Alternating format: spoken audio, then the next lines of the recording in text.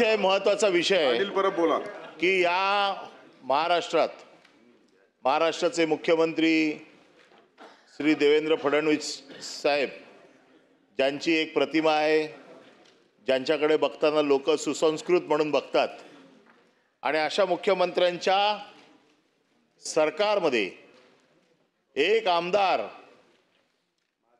माजलेला बनियन आणि लुंगीवर कॅन्टीन मध्ये येऊन कर्मचाऱ्यांना अक्षरशः बॉक्सिंग स्टाईलने मारतोय. जरा चव्हाण साहेब जरा थांबा, जरा महत्वाचा विषय आहे की माझी मुख्यमंत्र्यांना विनंती आहे की आपला ह्या सरकारच्या आमदारांवरती वचक आहे की नाही.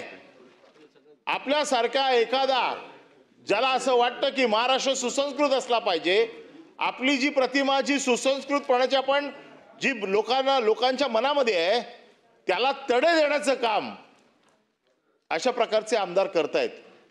म्हणजे एक आमदार निकृष्ट दर्जाचं जेवण दिलं म्हणून कॅन्टीनच्या कर्मचाऱ्याला बनियन आणि लुंगीवरती, अरे आमदाराने कसं राहावं याचे किमान काहीतरी संकेत आहेत की नाही. लुंगी टॉवेल आहे म्हणतात. आता माझी मुख्यमंत्र्यांना विनंती आहे की मुख्यमंत्री काय चाललंय आपल्या राज्यामध्ये. हे आमदार बनियन टॉवेलमध्ये खाली येतात, मारतात. हे काय रस्त्यावरच्या गल्लीवरचे लोक आहेत काय? कर्मचाऱ्यांना मारतात. अरे तुमच्या ताकद आहे तर त्या खात्याच्या मंत्र्याच्या मारा ना. कोणाला मारताय? कर्मचाऱ्याला. ते काय गुन्हा त्याचा? आणि त्याचे व्हिडिओ काढून तुम्ही सोशल मीडियावरती टाकता. आणि आपल्याकडनं तरी आपल्या प्रतिमेला जे असे तडे पाडतायत किमान त्यांचा तर बंदोबस्त करा. महाराष्ट्रातल्या गुन्हेगारांचा बिचारे आपले चांगले आपले राज्यमंत्री गृहमंत्री माहिती देतात कुठे बसतात, त्याच्यात तुम्ही शिक्कामोर्तब करा. अरे तुमचं लक्ष यांच्याकडे असलं पाहिजे, त्यांच्याकडे नाही. स्वच्छ प्रतिमेच्या माणसाला तुम्ही त्याच्यात ओढताय, परंतु हे जे अशा प्रकारचे दादागिरी करताय त्यांचा काय तो बंदोबस्त करणार की नाही. आणि म्हणून माझी मुख्यमंत्र्यांना विनंती आहे की मुख्यमंत्री महोदय, आपण या राज्याचे प्रमुख आहात.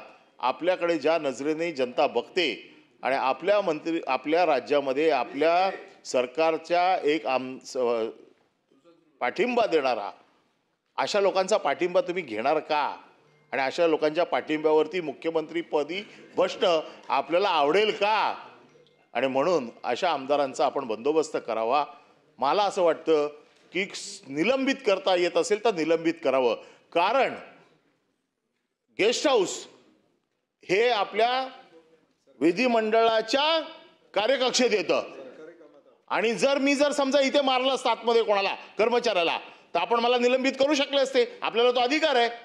जर हॉस्टेल आपल्या त्या विधिमंडळाच्या कक्षेत येत असेल तर मला असं वाटतं की त्याला निलंबित करण्याचा अधिकार देखील आपल्याला आहे. तर माझी आपल्याला विनंती आहे की त्याला निलंबित करा, बडतर्फ करा, काय करायचं ते करा, पण आपण हे खपवून घेणार नाही हे तरी किमान आता महाराष्ट्राच्या जनतेला कळू देत.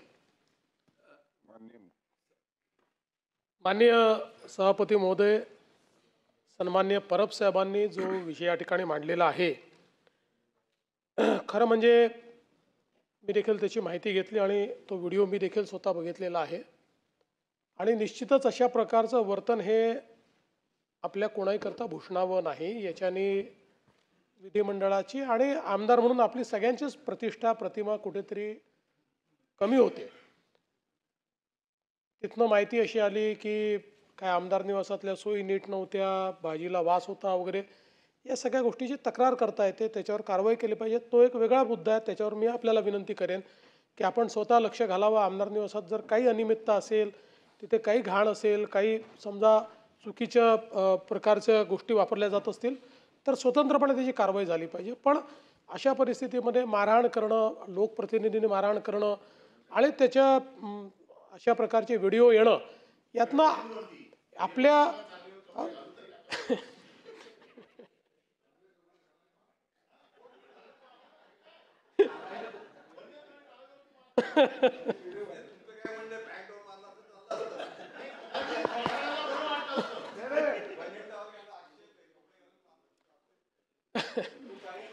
नाही, परब साहेबांचं जरी मत असलं की टावेलवर का मारलं तरी टावेलवर मारलं किंवा कशावरही मारलं तरी ते चुकीचंच आहे, ते योग्य नाही आहे. आणि यातनं सगळ्या आमदारांबद्दल लोकांमध्ये भावना चुकीची जाते. आपण कुठेतरी सत्तेचा गैरवापर करतो किंवा आपण सगळे आमदार म्हणून आपलं कंडक्ट योग्य नाही, अशा प्रकारचं लोकांमध्ये या संदर्भातली भावना जाते. आणि म्हणून निश्चितपणे मला असं वाटतं की अतिशय गंभीर बाब आहे. आपण आणि माननीय अध्यक्ष या दोघांनी याचा कॉग्निझन्स घ्यावा आणि या संदर्भात काय पुढील कारवाई करायची ते आपण करावी. रत्नागिरी 24 न्यूज चॅनलला आताच सबस्क्राईब करा आणि शेअर करायला विसरू नका.